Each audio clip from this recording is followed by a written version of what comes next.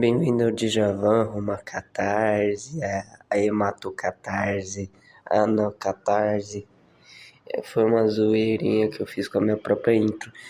Mas hoje eu queria falar sobre as coisas aí da vida, né? Sei lá. Eu tava tomando banho quase agora. Aí eu tava pensando. Teve uma vez que eu cheguei pro meu irmão mais velho e falei que eu queria.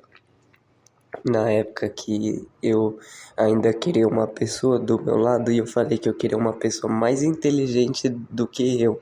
Aí ele ficou puto, tá ligado? Eu acho que mexeu com o ego dele. Aí ele falou, mas ser inteligente mais que você não é difícil. Aí, tipo assim, a pessoa é tão burra que ela não entende que eu quero alguém que tipo assim, eu sei que a minha inteligência não é o limite da humanidade e nunca vai ser, porque a gente é um conjunto. Então, se eu consigo achar alguém mais inteligente que eu, essa pessoa consegue me elevar intelectualmente. Então, não é uma relação de subjugação e submissão. É uma relação de tipo troca. É uma conversa, não um debate. As coisas são assim.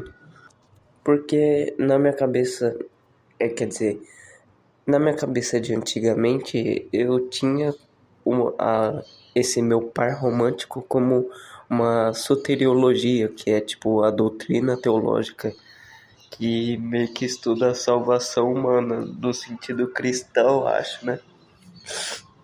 Eu não sei se é no sentido mais cristão. Provavelmente é, né? Assunção, que é quando a Maria foi pro céu. Virgem Maria. Assunção. É uma coisa da lógica, né? Eu sempre esqueço exatamente o que Assunção é. Mesmo eu já ouvindo essa palavra um bilhão de vezes, tô zoando. Não ouvi tantas vezes, não. Ascensão é uma posição hierárquica ou honorífica superior. O que é honorífico? Significa honra, que é digno de respeito ou merecedor de homenagem. Lógica. Proposição que, uma vez formulada e aceita, dá origem a uma série de inferências irrefutáveis e necessárias.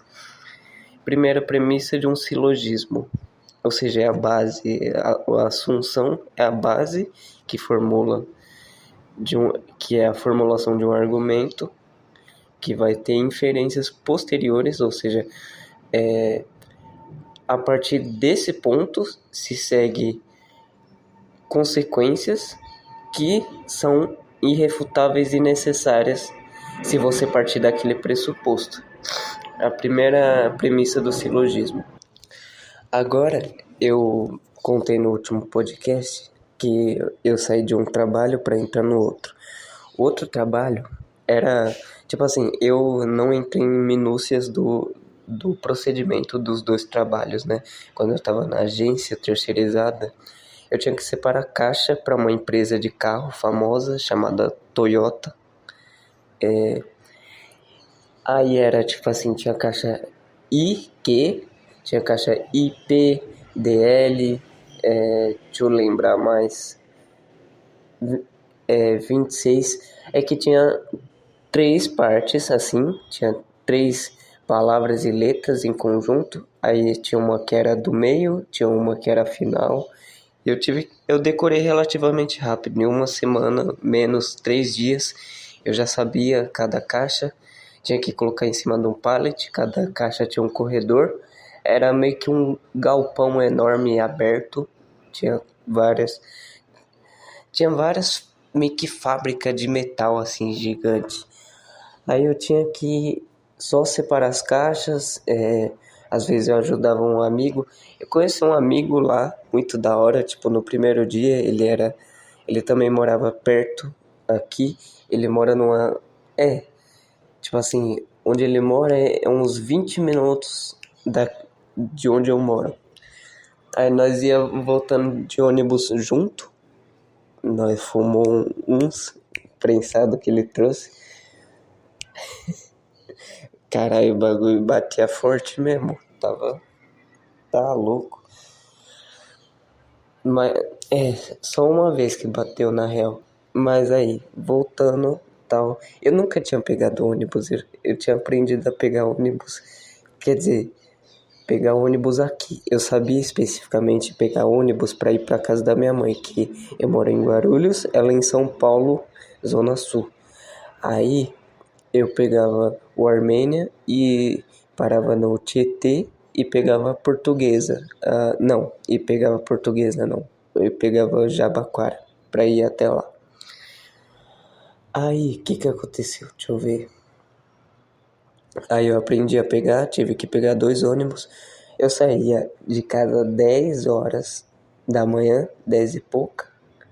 Pegava o ônibus, parava no terminal e pegava outro para ir até lá. Aí eu aprendi, fiquei de boa.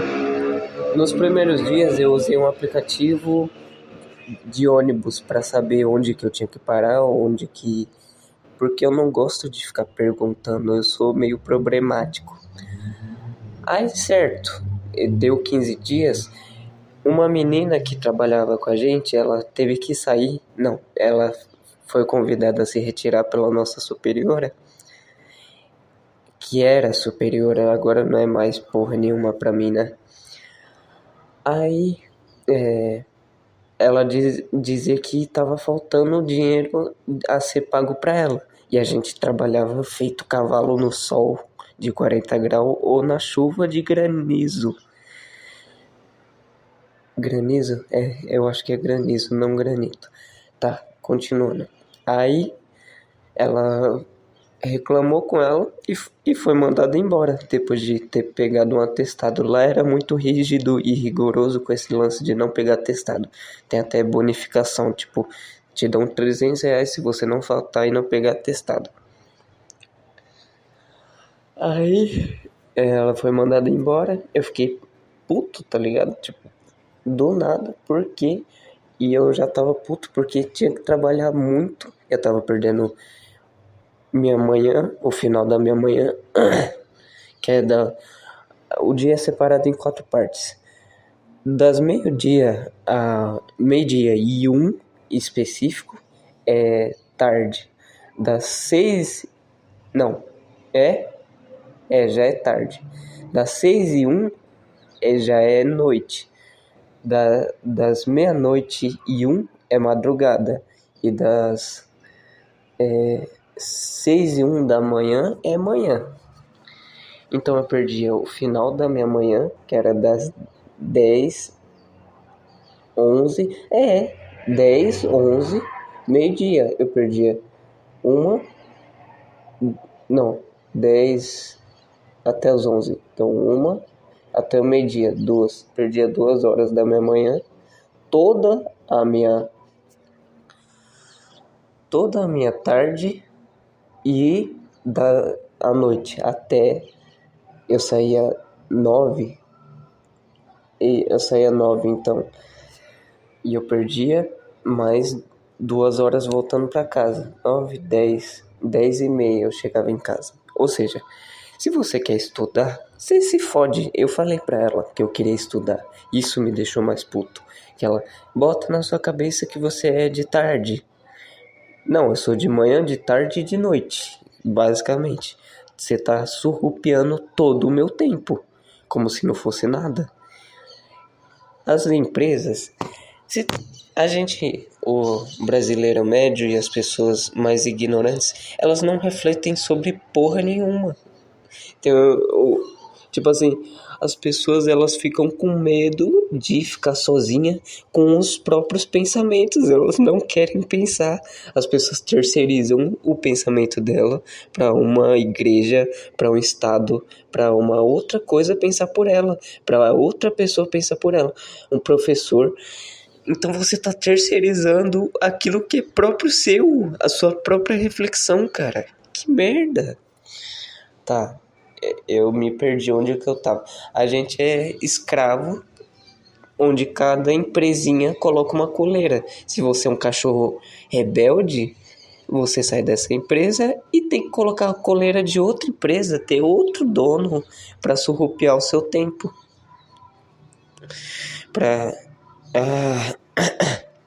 o seu tempo, o seu esforço, o seu suor e em troca de uma porra de uma merreca. Tipo, tá. Você acha que R$ 2.000 é muito? É, pode ser muito, mas em comparação com o esforço, não é proporcional ao que você ganha e o trabalho que te exige. Porque não tem como fazer uma métrica. É tipo na época onde não existia o dinheiro, que é uma propriedade de valor universal, dá para eu trocar por qualquer coisa, arroz, boi, um produto no mercado específico. Antigamente você não sabia uma métrica para tipo quantos quilos de arroz equivale ao boi, ao, ao gado de uma outra pessoa. Quantos quilos de arroz eu tenho que dar para ser válido, ter um princípio de equivalência para basear a troca, né? Não tinha. E hoje em dia não se sabe ao certo, né? Cada vez mais os impostos, a inflação vai aumentando e quem se fode é a gente. Então os caras falam, compra Bitcoin, investe. Porra, eu também não sei investir, eu não sei. Estuda, tá bom, eu vou fazer isso. Aí eu não faço porque eu não tenho tempo. Aí com isso eles tomam seu tempo, você não consegue investir, você não consegue aprender alguma coisa nova, você não consegue estudar, você não consegue ter perspectiva de futuro e assim eles vão te silenciando, pouco a pouco. Eu tava comentando com uma amiga no Zip Zap, cadê? A Morgana. A Morgana, quem já ouviu esse podcast já sabe, né? Aí ela perguntou terça-feira, que foi dia 20. Não, terça-feira foi depois do dia 20. Aí ela, oi Arthur, você tá se sentindo bem na medida do possível? Aí eu falei, oi, que bom receber uma mensagem sua. Eu falei, eu tô uma merda, porém seguindo, eu tô trabalhando numa linha de produção que se vê o capitalismo realmente é uma máquina de moer carne e as pessoas na completa alienação de não fazer nenhum raciocínio crítico e ao mesmo tempo não exatamente gostar de trabalhar, mas ainda assim desejar isso para os seus familiares. Eu não desejo nem pro pior inimigo. Peraí. Porque foi a primeira vez, né, que teve indicação de uma pessoa para eu ir trabalhar na empresa. Tipo assim, eu não era muito conhecido da pessoa, na real era mais conhecida da minha madrasta e da minha família. Aí chamou pra lá e eu tô tentando me adaptar, mas tá difícil porque você tem que ser rápido. E eu nunca fui rápido de execução. Tem uma diferença que é tipo como o seu cérebro funciona, que é uma depende de toda a sua circuitaria neural, das frequências cerebrais. Você tem que entender que cada região cerebral, cada região neural, elas trabalham em frequências diferentes. Imagina que o seu hipocampo vai se comunicar com seu córtex visual. Na real, o seu tálamo vai comunicar o seu córtex visual. Então, eles estão trabalhando em uma frequência específica. Vamos supor que uma gama, a frequência gama. Aí outra região que se comunica com outra região sua, tipo, o hipocampo está se comunicando com o sistema límbico. Aí vamos supor que ele está trabalhando pouco, então eles estão numa frequência teta. Eu acho que é uma frequência baixa. Deixa eu só verificar. Que a última vez no podcast eu errei, né? Frequências cerebrais. Vamos ver.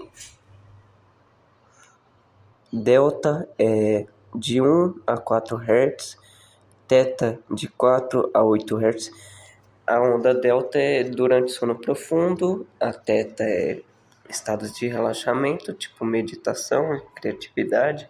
O estado de flow, né? O estado de fluxo, que a pessoa perde meio que dispersa a mente dela da diferença entre ela e o ambiente. Ela não vê as coisas externas àquela atividade específica. Tem a parte beta, que estão presentes em momentos de estresse fortes e emoções e tensão, e gama. Tem mais, né? Tem mais uma. Gama de 30 a 700 Hz. Estão presentes em atividades que demandam altas concentrações, estudos e tomada de decisão. Eu acho que eu tinha confundido delta e gama. Eu falei que delta é uma frequência elevada e gama uma frequência lenta. Tem mais uma, né? Oxi, caralho. Cadê? Não é só essa, não. A gama, beta, alfa, teta, delta. Delta, teta, alfa, beta, gama. Foi a alfa que ela esqueceu de falar. Não. Ah, falou de todas. Eu só devo ter esquecido de uma. Alfa. Tá bom, vai. Então, o seu cérebro, ele não tá trabalhando tudo numa frequência uniforme. Cadê? Aí eu falei, trabalhar é abdicar da sua alma para alimentar o sonho de outra pessoa que você nem conhece nem sabe, nunca viu. Mas a gente tem que ver também, porque necessariamente, como que você conseguiria a priori tirar um lucro do nada, né? Você precisa se submeter, ficar submisso a uma outra pessoa que detém capital, para você conseguir primeiro, para depois você ver o que dá para você fazer, sei lá. Aí ela falou, trabalhar em linha de produção é igual aquele filme do Chaplin. E eu tinha falado a mesma coisa para uma pessoa dessa empresa. Essa empresa é muito doido, porque tipo assim, o que eu faço? Vários tapetes de cachorro que ele sai dobradinho da máquina e eu tenho que arrumar. Pera aí. Mas é tipo da textura de uma fralda. Aí eu tenho que pegar 30. Só que você tem que fazer a conta assim, ó. Você tem que pegar de 3 em 3. Aí você conta 3 como 1 e vai pegando até dar 30. E às vezes tá muito rápido. É porque depende, eu acho que eles arrumam a velocidade. Ontem que foi sexta, tava muito rápido e dá muito problema porque eu não tô ajustado à velocidade de funcionamento da máquina. Eu tenho que pegar o primeiro tapete e virar o contrário, assim. Deixa eu ver se eu consigo explicar. Tá, meio que primeiro eu tenho que pegar uma sacolinha, não uma sacolinha, um saco, ele é meio retangular. Eu tenho que colocar na máquina assim, para quando vir os tapetes, a máquina espremer os tapetes e empurrar para ficar certinho na sacola, no saco, para depois a outra pessoa vir selar e lacrar com o calor. Ela vai abaixar a máquina, vai ficar quente, aí depois ela empurra um pouquinho e esquenta de novo e tira. Aí joga fora. Aí eu tenho que fazer um movimento quase triangular, né? De tipo assim, primeiro eu pego essa cola que tá na minha direita, depois eu conto, depois eu tenho que virar, e eu tenho que virar, dar um movimento de 180 graus para inverter o tapete, para tipo assim, ter as pontas dele que tá virada para frente. Aí eu tenho que jogar para trás para todas inverter pro meu lado. Aí depois eu coloco na máquina, espremo, coloco no saco, jogo num corredorzinho para eles. Aí depois eu tenho que fazer todo esse processo de novo. Só que tem momentos que eu me perco, ou que a máquina vai mais rápido, que não dá para fazer tudo perfeito. E eles querem que eu faça de modo como se eu tivesse 50 anos de trabalho, sabe? O meu cérebro nunca foi rápido, eu sempre fui a pessoa mais mongoloide que eu conheço. Que tipo assim, quando eu era criança, eu derrubava café com leite todo dia em mim mesmo. Eu não conseguia entender nem com a dor. Ao nível do autismo. Aí eu lembro que quando eu cresci mais um pouco, eu ia na cozinha, eu ficava procurando, tipo, sei lá, colher. Cara, a colher ficava uns 20 minutos olhando pro nada assim, sem, sem, como se o meu cérebro não funcionasse. E eu perguntava pra minha madrasta onde que tava determinada coisa que tava do meu lado, sabe? Eu não sei, parece que o meu cérebro vê as coisas de modo sintático. Ela vê o detalhe em detrimento de ver todas as partes. Aí, às vezes, ela é semântica quando ela precisa ser sintática e sintática quando ela precisa ser semântica. Semântica é o que vê meio que o todo em detrimento das partes. É assim que eu estou analisando, é uma acepção que talvez não seja correta, entre aspas, mas para nível de entendimento e expressão, essa é a acepção que eu estou colocando agora. A acepção é como determinada pessoa interpreta uma, uma palavra. Mas se você for ver vamos ver. Semântica.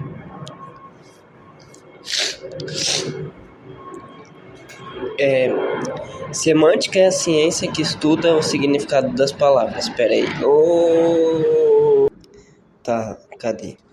Semântica é a ciência que estuda o significado das palavras, frases e expressões considerando o contexto, ou seja, o todo, onde elas estão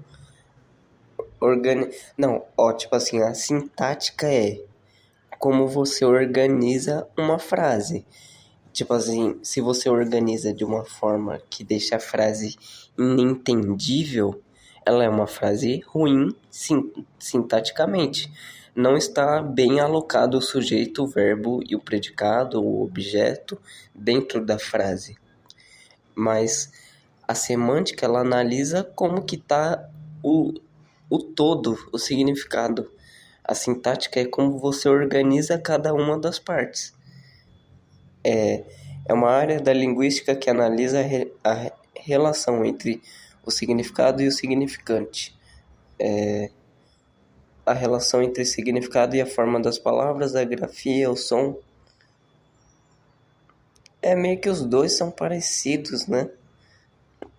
Eu estudo índice entre significantes, tais como palavras, frases, sinais e símbolos, e o que eles representam, a sua denotação. Eu ouvi uma frase no dossiê do Felipe, né? Que o mapa não é território e a palavra não é a coisa mesmo. Aí tem tudo: semântica, semiótica, polissemia, pragmática. Deixa eu ver. Diferença entre isso, sintática e semântica. Sintaxe é a parte da gramática que estuda a estrutura das frases, enquanto semântica é a parte que estuda o significado das palavras. Meio que elas parecem a mesma coisa, né? Tipo, como se estrutura uma frase, como se estrutura um prédio, que os parágrafos, e analisa o que compõe essa estrutura. A semântica, caralho, então não faz tanto sentido essa minha analogia. Enquanto a semântica é a parte que estuda o significado das palavras, como um todo, né? Se é o contexto. Se é no contexto, você tem que analisar o todo. Se você analisa uma parte da história, não pode analisar só uma pessoa específica apartada daquilo. Assim, a sintaxe estuda como as palavras se organizam e se relacionam em uma oração. Semântica estuda o significado das palavras e das expressões dentro do contexto em que aparecem. Analisa como as palavras se combinam para formar significados em frases. Eles estão interrelacionados, né? A sintaxe e a, a semântica.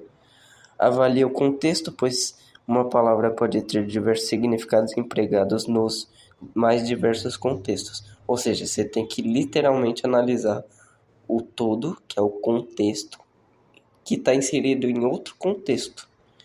E a sintaxe independe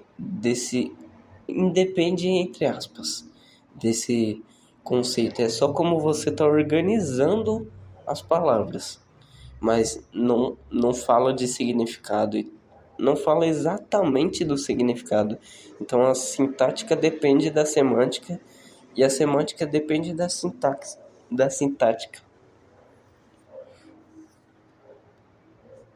Ah, aí ela falou assim: não acho que o trabalho seja de todo ruim. Não, o trabalho não é de todo ruim.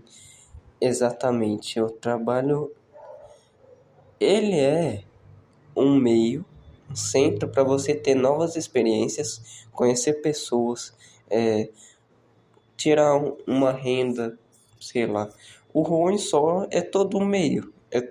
Você tem que pagar conta, você tem que... Cara, a vida é muito difícil, não é fácil viver, não.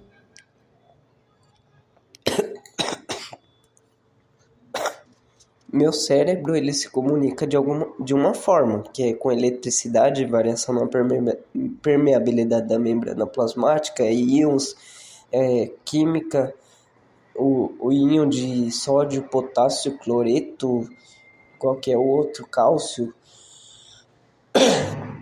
e, e derivados, né? Mas, calma aí, deixa eu ver.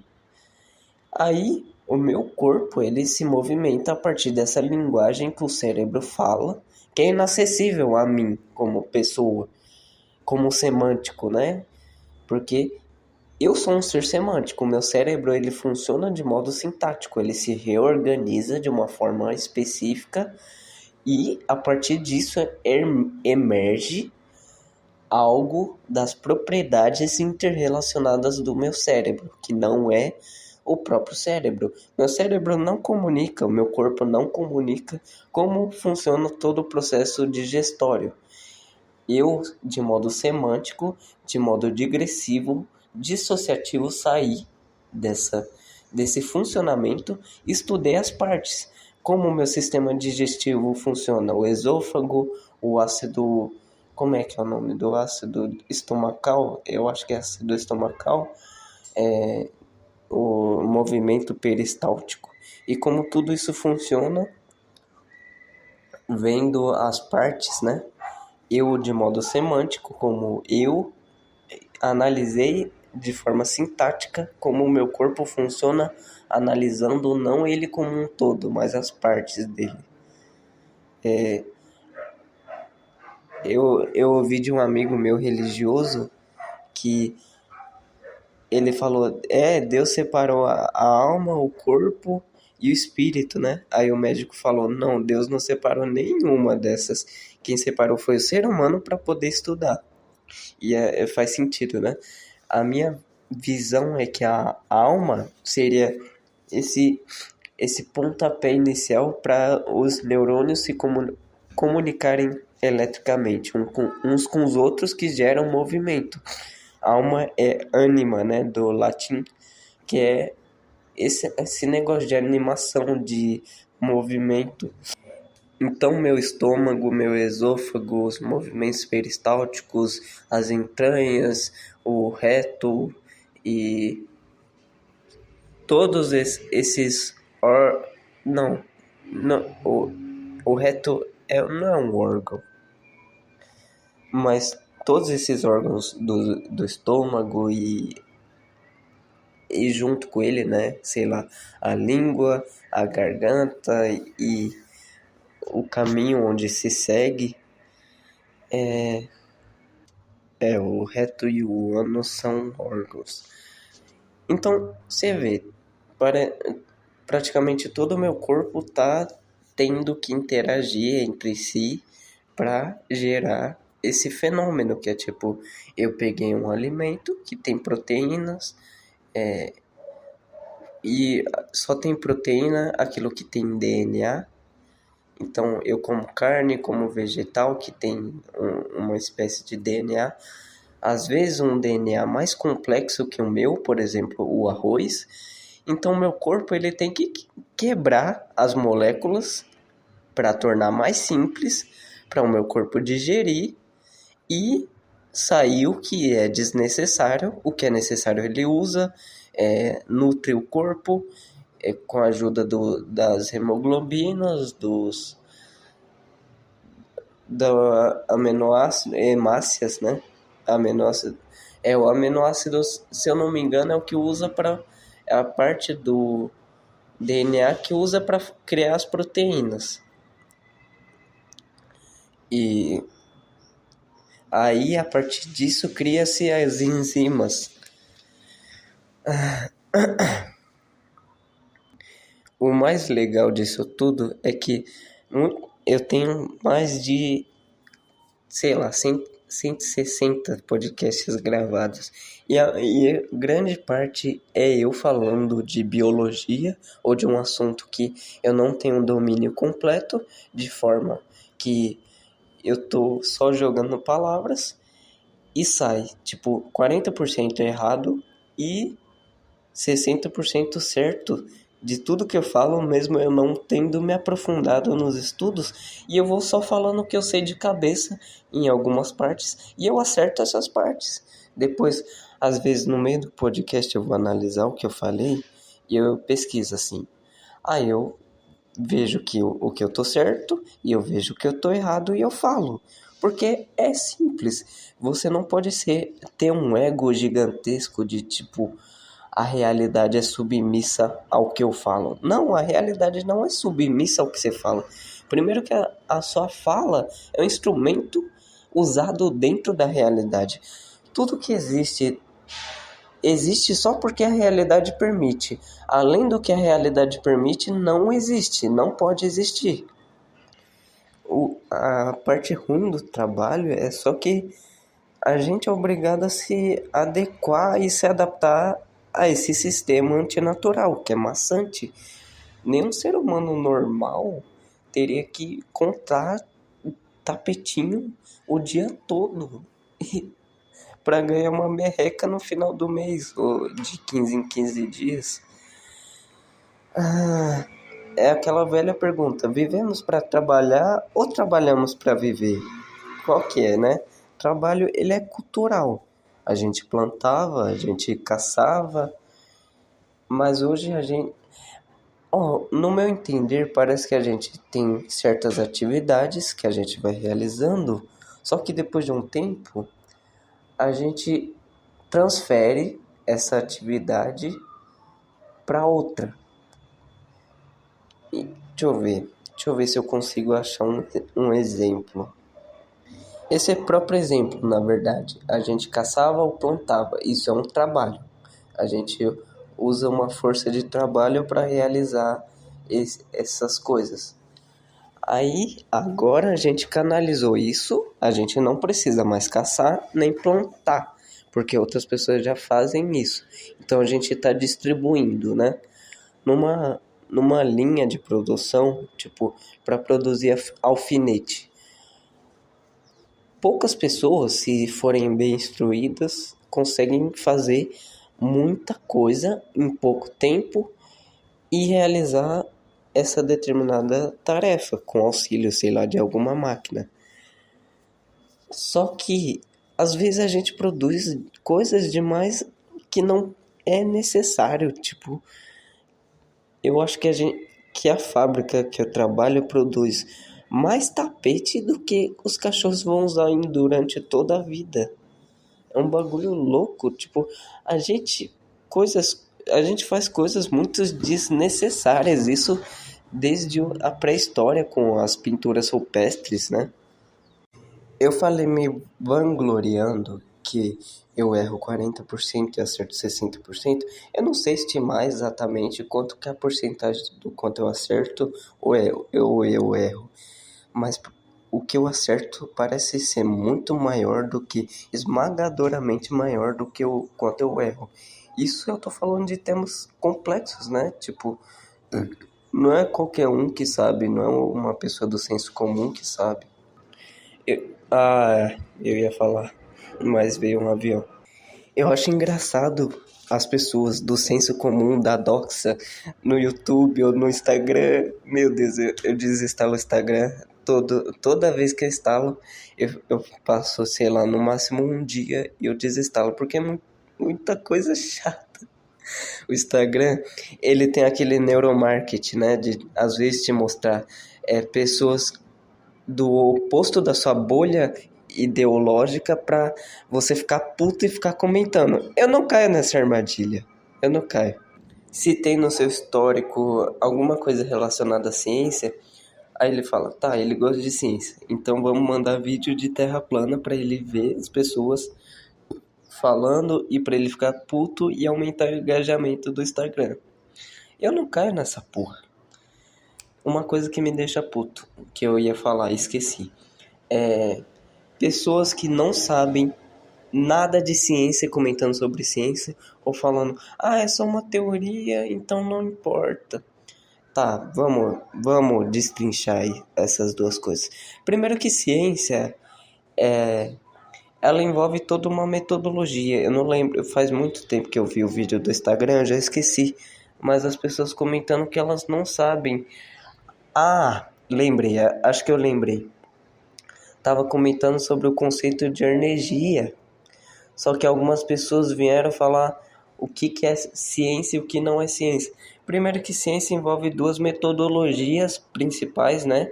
A empírica, que é a da experienciação, tem o saber como e o saber porquê, né?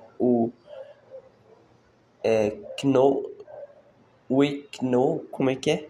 Não. Know-how, que é o saber como, o saber prático, né? Saber como fazer. E o no way, eu acho que não lembro se é que é o saber por quê. Que é tipo mais o propósito racional, saber o porquê, como que funciona determinada coisa. A parte da ciência empírica, ela estuda, ela faz experimentos para comprovar se uma teoria é certa ou errada, mas a base primeiro é racional. Primeiro, quer dizer, não, nenhuma nem outra, é co-original, é co-originalidade. Co-originalidade significa que surge quem tem a mesma origem, duas origens se origina uma para originar outra. Não tem como a escuridão se originar para gerar a luz ou a luz se originar primeiro para gerar a escuridão. Se uma só consegue existir a partir da outra. É o princípio do contraste. Então, a gente avalia coisas da realidade, a gente vê ela, analisa de modo empírico e racional, a gente testa, a gente cria hipóteses e teorias. Não, teoria, no caso da ciência, é algo verdadeiro, algo comprovado, algo que foi feito vários experimentos em amplas áreas diferentes, tentativas de refutar ou não essa teoria para ver se ela está certa ou errada, e a gente ainda não conseguiu refutar, o que prova que pelo menos algumas partes dessa teoria está correta. Exemplo, a teoria da relatividade geral do Einstein e a teoria da evolução do Darwin. A gente sabe, a gente usa o GPS, eu não sei qual que é a sigla, deve ser Global GPS, sei lá, que ele analisa, faz os cálculos a partir da relatividade geral, que é uma teoria, ele consegue ver as coordenadas, a posição terrestre e calcular em tempo real onde que está determinada coisa para você chegar em determinado outro lugar. Isso baseado nos cálculos do Einstein, da relatividade, a partir desses cálculos. É uma merda morar perto de aeroporto. Eu já morei perto de 2 aeroportos. Que cagadinha chata. Avião é uma merda. Eu ficava puto no início. Mas não faz diferença. Cadê? Só achei que era. Na época, eu achei que era engraçado ver o puto com um avião. Tá, o que eu tava falando? GPS. É tipo o que aconteceu com as equações de Newton. Não foi exatamente o Newton que fez, mas foram os cientistas, os físicos a partir deles, que conseguiu calcular, que conseguiu pressupor que existia um outro planeta, que é o Netuno, a partir de Urano, porque as órbitas elípticas, que é uma órbita meio oval, ela não é redonda, circular, esférica, uma órbita assim, né, circular, e conseguiram pressupor que existe um outro planeta perturbando a rotação de outro. Então, a matemática é os olhos do futuro. A gente, a partir desses métodos, conseguimos avaliar as coisas do futuro. A gente não tinha um olho para ver Netuno. Hoje em dia a gente tem instrumentos que conseguem ver, mas antigamente, sem o empírico, a gente conseguiu descobrir eles. O Einstein fez vários experimentos mentais que ajudou o cérebro dele a descobrir coisas que existem na realidade. A matemática tem coisas que foram por anos abstratas, puramente, e hoje em dia dá pra gente usar, sei lá, exemplo, teorema de Fermat, eu não sei, eu não lembro o que é esse teorema. Eu não sou matemático, eu não sou inteirado na matemática. Deixa eu ver. Tá, tipo assim, a gente usa o pi hoje em dia. Se você quiser calcular a volta que uma roda de uma bike dá, você usa o pi no cálculo e dá certo. Você consegue descobrir quantos metros, quantos centímetros uma roda percorre para ela dar uma volta inteira de um ponto para o outro. A gente consegue fazer várias análises que antigamente era, tá, isso é só teoria, só abstração, só matemática, só filosofia. Aí depois a gente descobre que existe na realidade. Mas antes da gente falar, tá, isso é real, era real antes da gente perceber que era real. As pessoas do senso comum não entendem que teoria, a gente usa os modelos para a gente poder avaliar, fazer tipo assim uma medição, para cima e para baixo. O que é equilibrado, o que mais se parece com a realidade? A gente tem um modelo. Talvez o modelo não é a realidade, mas é um modelo para tentar ver o que se encaixa mais com a realidade. Ontem eu vi um vídeo o vídeo se chama 12 evidências de que a realidade é uma farsa. A sétima é assustadora. Aí, um cara chegou, Rogério o Leal.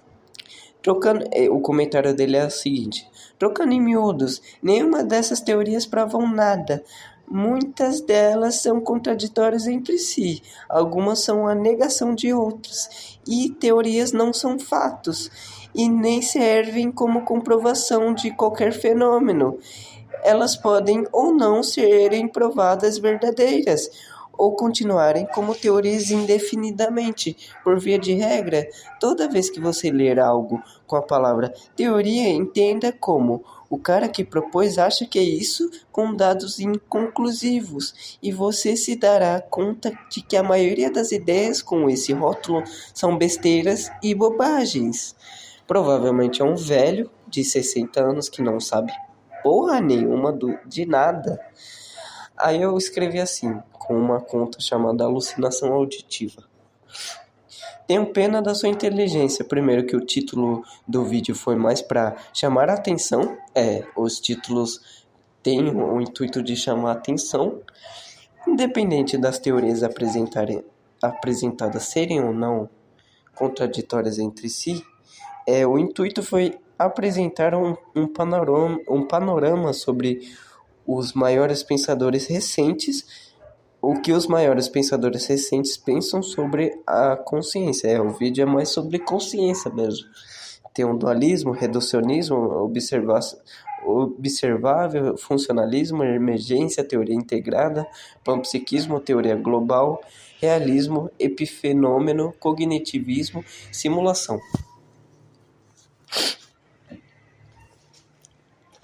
Tá no imaginário popular, no inconsciente coletivo, a lógica aristotélica. Ou é uma coisa ou é outra. A é não B. B é não A. A é igual a A, e esse é o princípio de identidade. A não pode ser B. O princípio do terceiro excluído, que não há uma terceira opção, ou algo é verdadeiro e a sua oposição é falsa, ou a sua oposição é verdadeira. E identidade, terceiro excluído, e qual que é o outro? Ai, caralho, não é possível que... princípio, terceiro excluído, identidade, verdadeiro. Não acredito, minha mente tá muito ruim, cara. Não tá sintonizando legal, não. Tá, 3 princípios na lógica aristotélica, né? Princípio de identidade, A é igual a verdadeiro, aquele princípio do verdadeiro ou falso. Algo é verdadeiro ou é falso. Mas esse é o terceiro excluído, né? Não há uma terceira opção. Caralho, como que eu fiquei tão burro que eu não lembro do básico de Aristóteles, cara? Puta que pariu. É o não contradição. Caralho, como que eu esqueci? Isso, meus amigos, é porque eu não anoto nada, tá?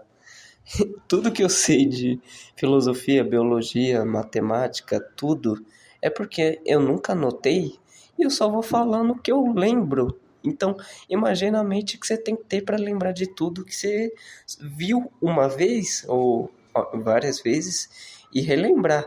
A sua mente não acha aquilo útil, então ela apaga, ela traz para a memória de trabalho, para a memória de curto prazo e depois apaga. Não vai para de longo prazo. Algumas coisas vão, né? Filosofia. Quando eu trabalho com filosofia, que é a matéria que eu mais gosto, geralmente ela vai para a memória de longo prazo, que é memórias que ficam durante muito tempo ou a vida inteira.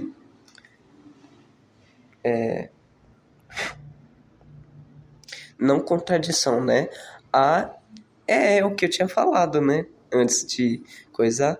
A é o princípio de identidade. A é não há. E A não pode ser não há ao mesmo tempo, né? É um sistema formal. Depois Leibniz usou, né? Para falar do 0 e 1. Ou seja, Aristóteles foi usado na computação, que é a lógica, a álgebra ou lógica booleana, de Boole, que é o 0 e 1, verdadeiro e falso, dentro da computação. Tem a estatística Gaussiana, né, que eu não lembro, que é mais coisas probabilísticas. Tem um cérebro Bayesiano, né, que ele fala, tipo assim, seu cérebro, ele cria várias possibilidades do que vai ocorrer e ele vai se auto-atualizando no modelo interno que ele, tipo assim, para evitar surpresas, ele vai fazendo várias previsões do que vai ocorrendo. Então, cada vez mais o seu cérebro vai se surpreendendo menos, porque as coisas na realidade não fogem exatamente do que o seu cérebro já probabilisticamente supõe que aquilo já é. Se eu bem me lembro, eu estava lendo um livro, eu estou terminando ele ainda, que é do David Eagleman, já é o segundo livro que eu tô lendo dele, chamado O Cérebro, uma biografia. E ele falou nos primeiros capítulos, eu não vou falar com tanta propriedade, que eu li de modo passivo enquanto eu estava no cabeleireiro. Mas ele fala mais ou menos assim, que o tálamo, ele é uma região do cérebro que é ligada com retransmissão com o córtex visual. Ou seja, se eu não me engano, ele prevê algumas coisas, o estímulo é mandado para o córtex visual através de tudo que você sabe, né? Retina, transduz, passa o impulso luminoso e impulso elétrico para o cérebro interpretar e tal. E ele manda para o tálamo vê, tá, aquilo, o tálamo cria um mundo interno, o que ele prevê, e ele retransmite pro sei lá, córtex visual secundário, tem o primário, o secundário, o terciário, sei lá. E o cérebro, ele cria várias soluções para o mesmo problema. Ele não fica só com um negócio. Para criar uma memória, ele cria várias memórias, várias regiões cerebrais criam memórias, cada região cria uma memória baseada no mesmo fato. Então, se eu não me engano, o cérebro vai meio que avaliar cada memória e criar uma sobreposição. Esse seria o certo, né? De o hipocampo, a amígdala, o córtex visual, córtex dorsolateral criou uma memória específica de um evento. Quando a memória é da amígdala, ela é mais forte, porque é o seu sistema emocional, o sistema mais, como é que se fala? Irracional, né? De resposta de luta ou fuga, ou paralisia. E...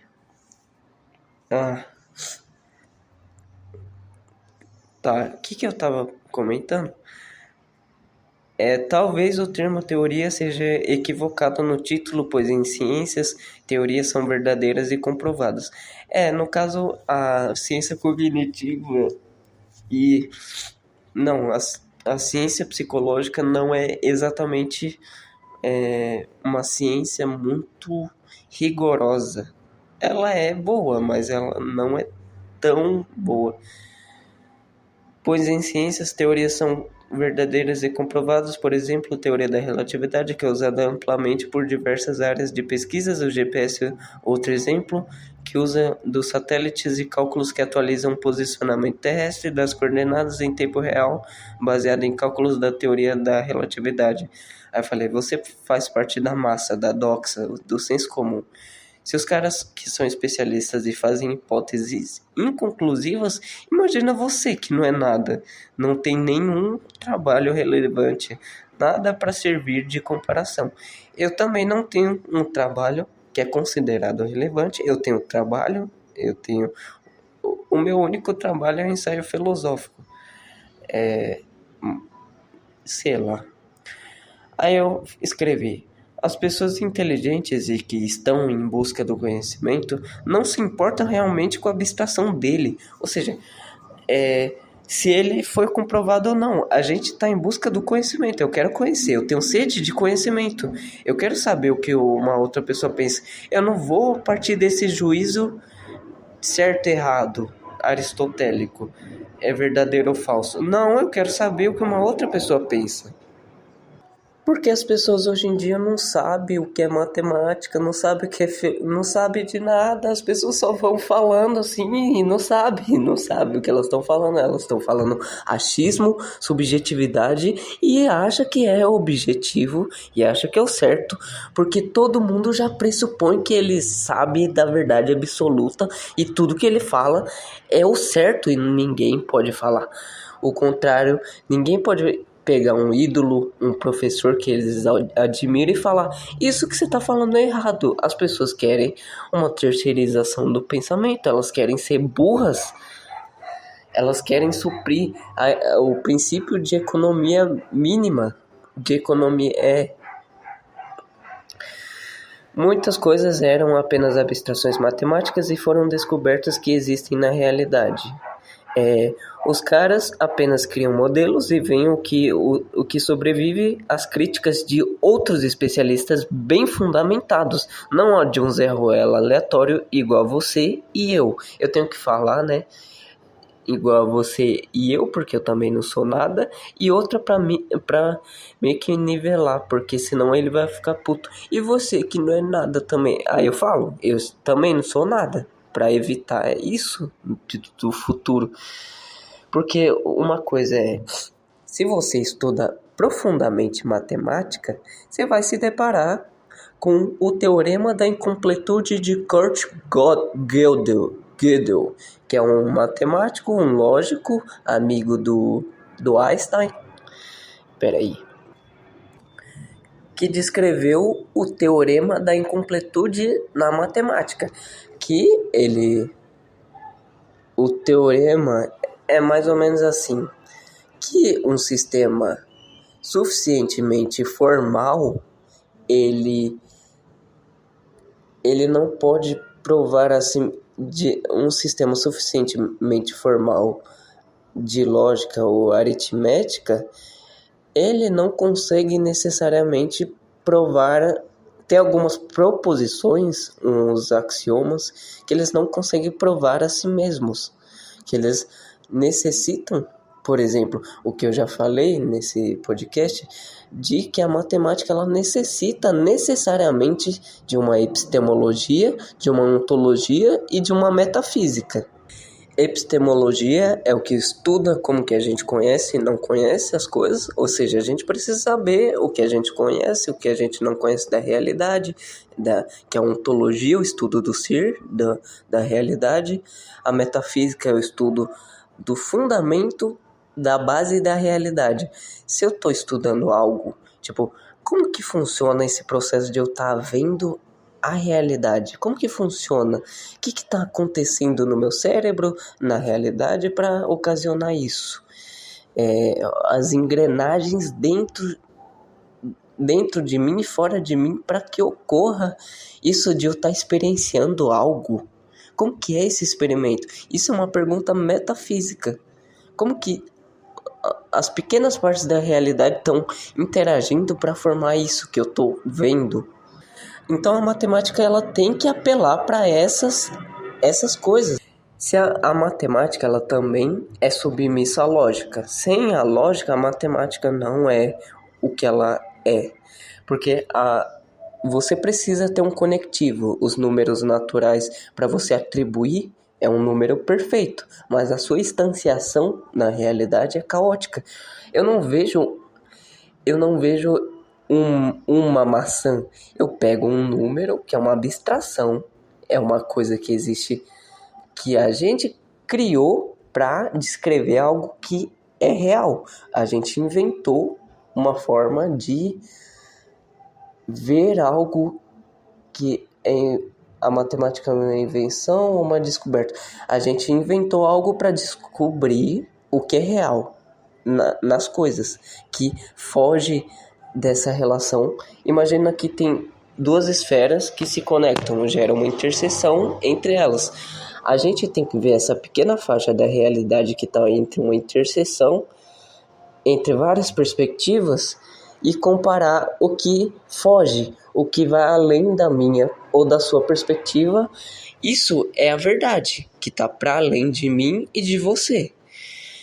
Então a matemática ela tem que ter a lógica, que é o conectivo entre esse número natural, 1, 2, 3, 4, 5, 6, 7, 8, 9, 10, e as coisas que eu atribuo, que eu faço a instanciação, onde eu atribuo valor. Uma cesta é um conjunto de maçãs, por exemplo, que eu atribuo números naturais. O conjunto ele abarca os números naturais, que é atribuição. Mas se você pegar uma maçã tem vários átomos. Ela é constituída de vários átomos, que são vários uns, que são vários.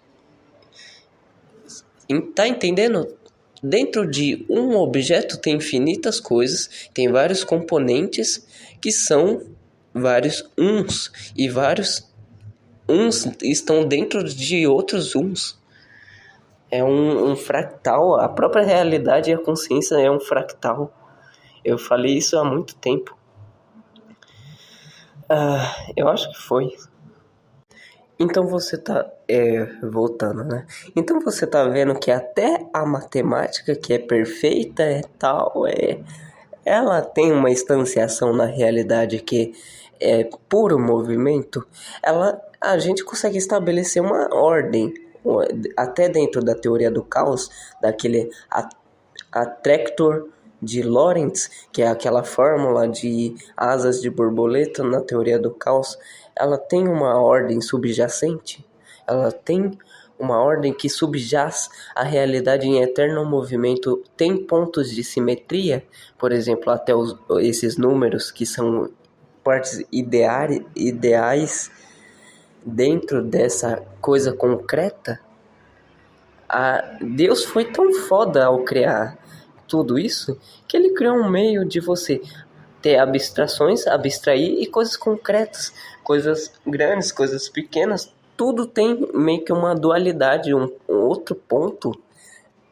Partículas têm outras partículas,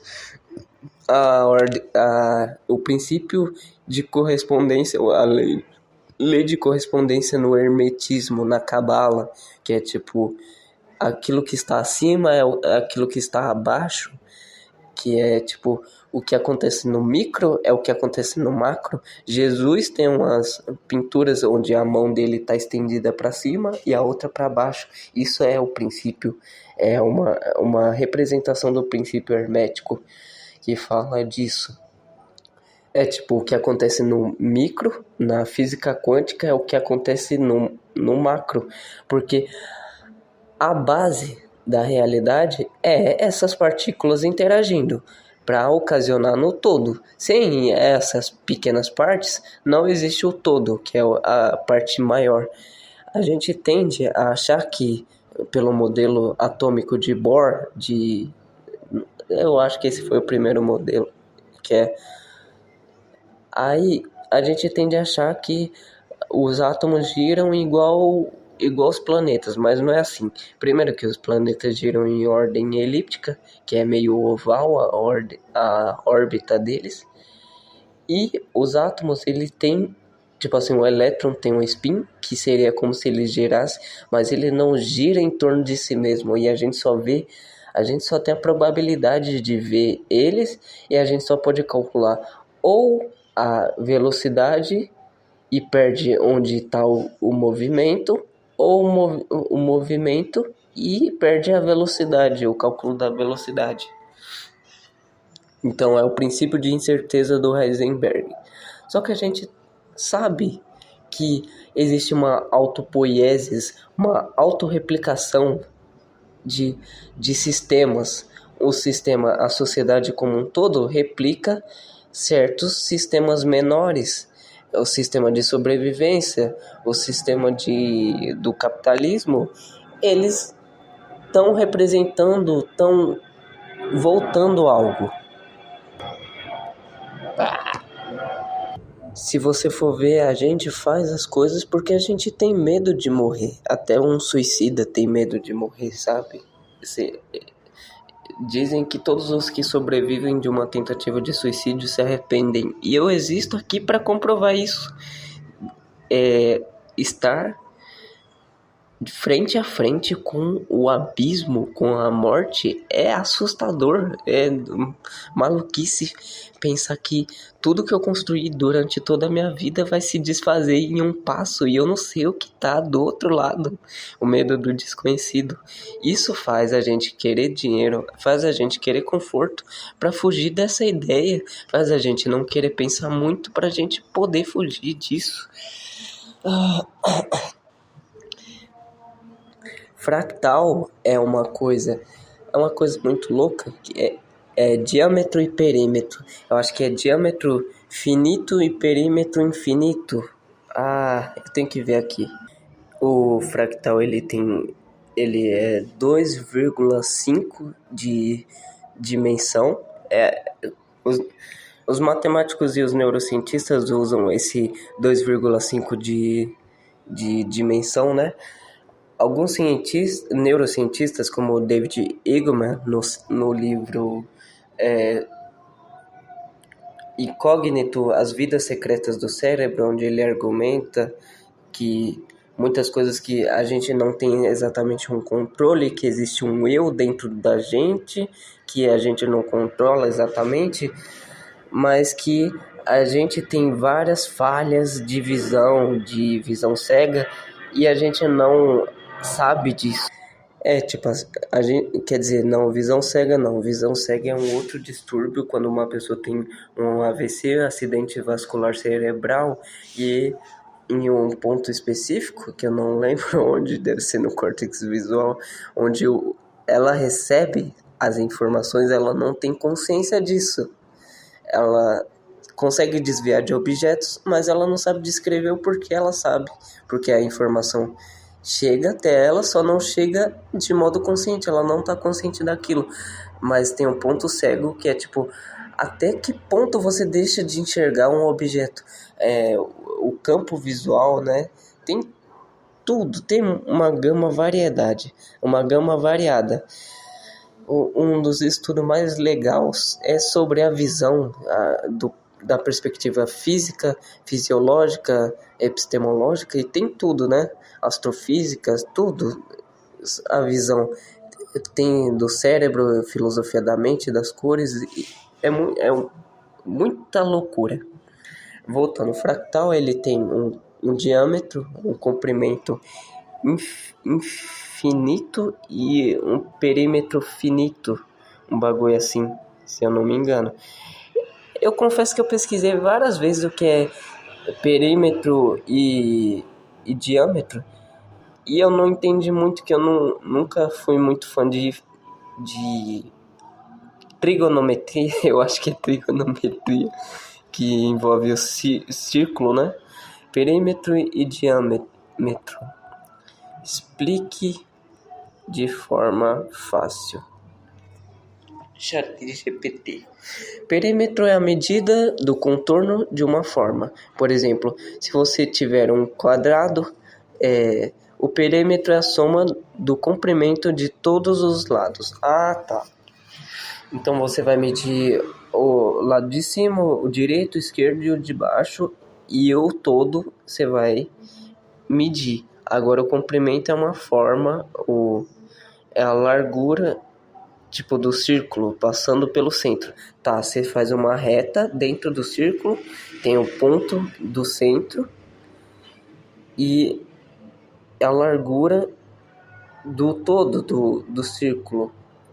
Se você parar para pensar, imagina, se você pega um círculo perfeito, você faz uma linha reta dentro do círculo, você faz uma linha diagonal, aí você faz outra linha diagonal invertida, e você vai fazendo uma linha em todo o círculo até ele ficar totalmente branco. Ele vai ter, tipo assim, toda, sei lá, imagina, o círculo tem 1 centímetro, você faz uma reta de 1 centímetro.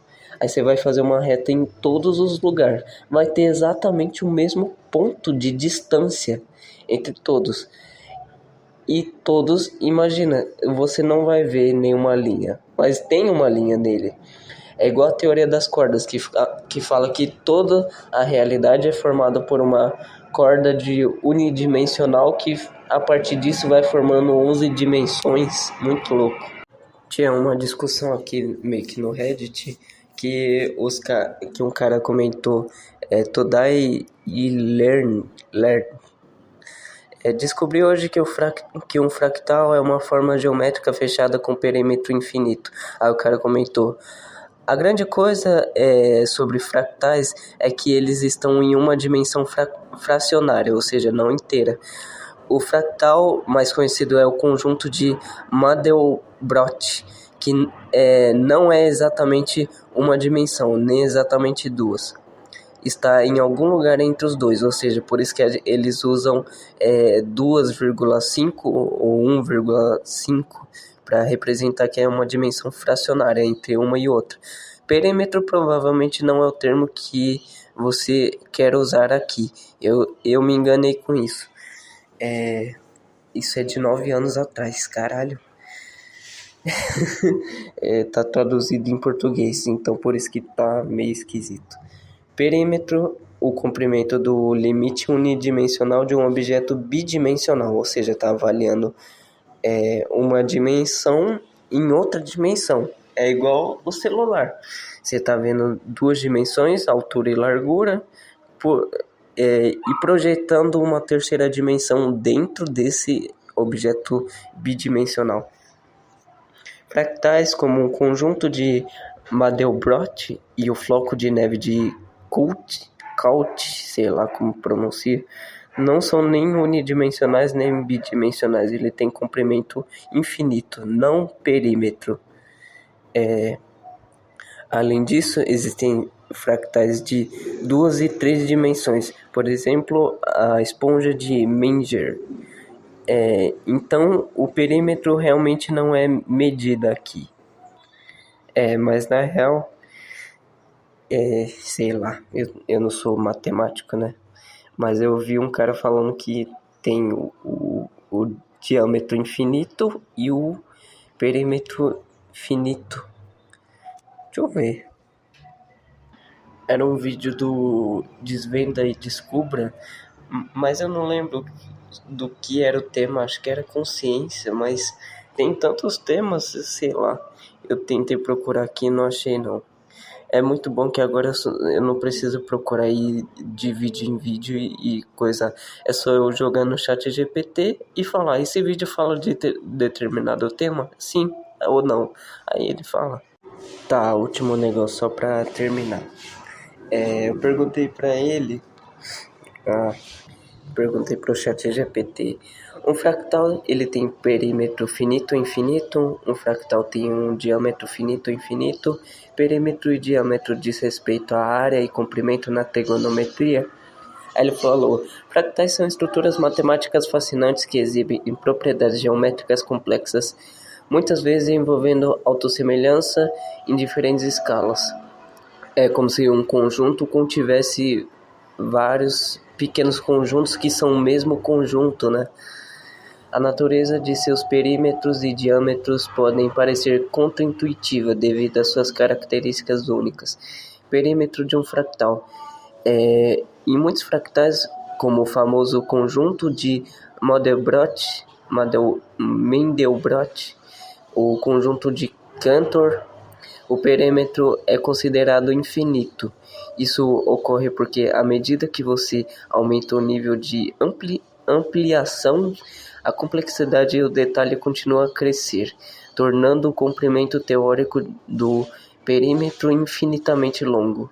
No entanto, em contextos práticos, há um limite para a precisão com que podemos medir. Então, em aplicações do mundo real, o perímetro pode ser tratado como finito dentro de um certo grau de precisão. Diâmetro de um fractal. O diâmetro de um fractal, que pode ser entendido como a maior distância entre quaisquer dois pontos do fractal, geralmente é finito. Continuando aqui. Isso porque o fractal está contido em uma região finita do espaço, apesar de seu perímetro ser teoricamente infinito. Perímetro e diâmetro na trigonometria. Na trigonometria, o termo perímetro é comumente usado em vez disso. Falamos sobre o comprimento de curvas com arcos e de círculos. O diâmetro, porém, é um conceito bem definido na trigonometria. Referindo-se... Eu fiz merda em falar que perímetro diz respeito à trigonometria. Diâmetro sim, né? Porque envolve o círculo. O perímetro é a medição do todo, de todas as partes do diâmetro de algum objeto. Pode ser um quadrado ou um triângulo, né? O perímetro dele. Agora, diâmetro envolve especificamente o centro do círculo e uma reta que passa sobre ele, referindo-se à maior distância entre dois pontos em um círculo passando pelo centro. Os conceitos de perímetro e diâmetro são frequentemente associados à geometria plana, como círculos e polígonos. Polígonos todos esses objetos que têm vários lados, né? Círculo ele não necessariamente tem essas pontas, porque envolve arestas e vértices e faces, tipo o cubo. A aresta é a reta que liga as vértices, né? Se eu não me engano é isso. Deixa eu ver. Que lida mais especificamente com relações entre ângulos e os comprimentos dos lados entre ângulos. Então isso significa que eu estava errado? É porque eu não lembro exatamente o que o cara do Desvenda e Descubra falou sobre perímetro e diâmetro do fractal, mas é algo interessante, né? Caralho, eu esqueci de falar outra coisa.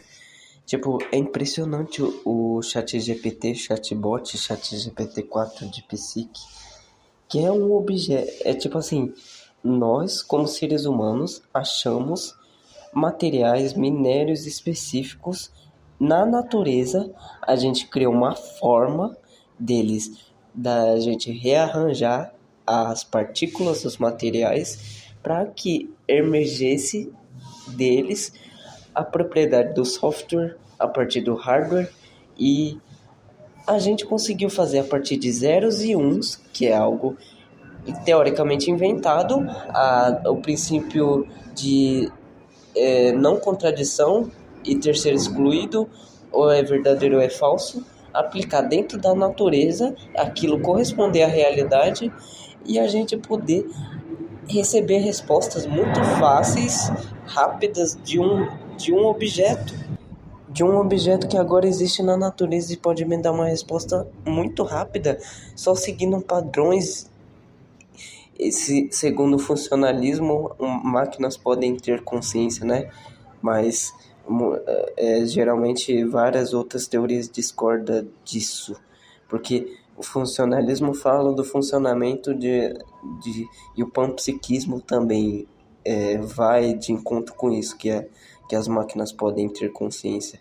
Já outras, eu acho que a teoria emergente diz que não, dualismo não, porque tem que ter uma alma e um corpo.